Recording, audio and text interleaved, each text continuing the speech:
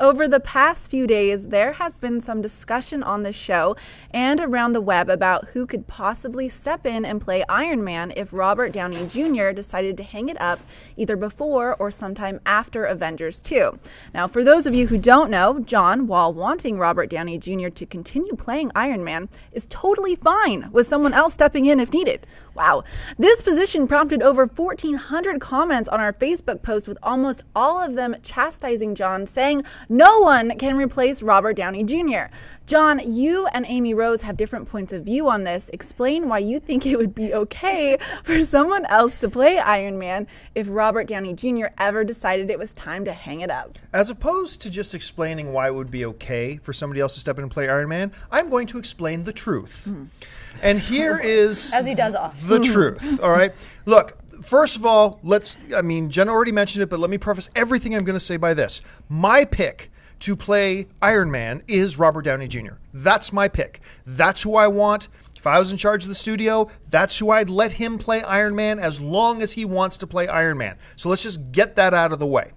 With that being said, I am hugely against this notion, this myopic, short-sighted notion that just because one actor or director or whatever does great in a particular role, that means that that actor or that director is the only person who could play that role or direct that film.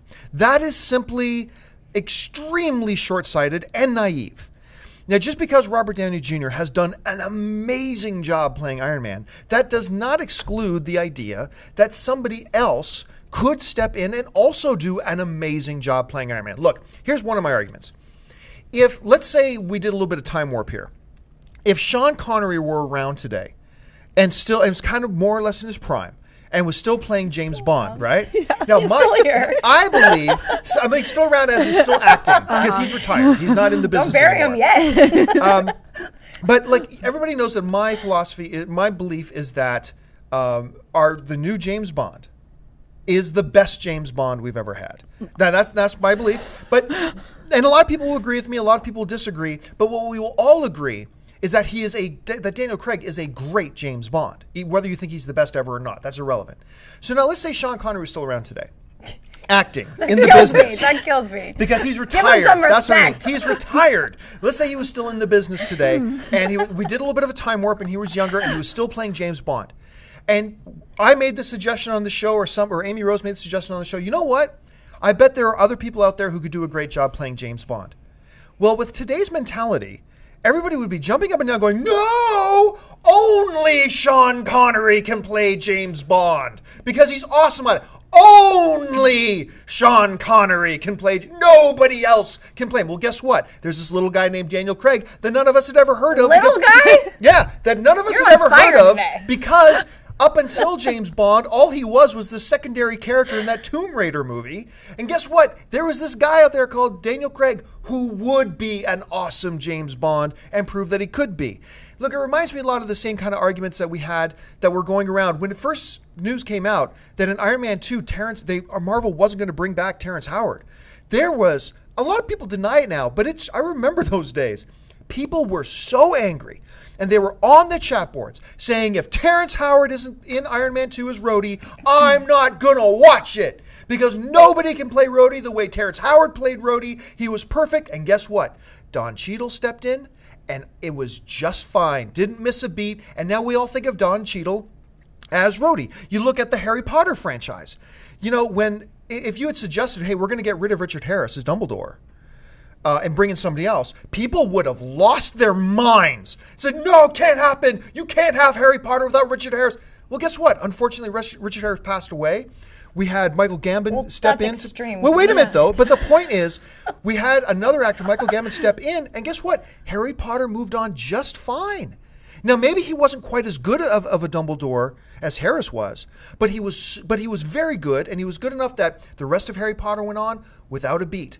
My only point here is this.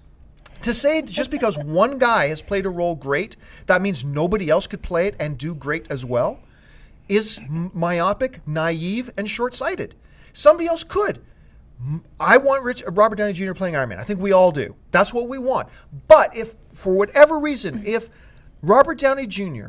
decided that, hey, you know what? I've played Iron Man long enough. I've given so much to this character. I've paid my dues. I've put my heart and my soul into this character for so long. I deserve to step away and do other things now. If he ever decided to do that, I think it's okay.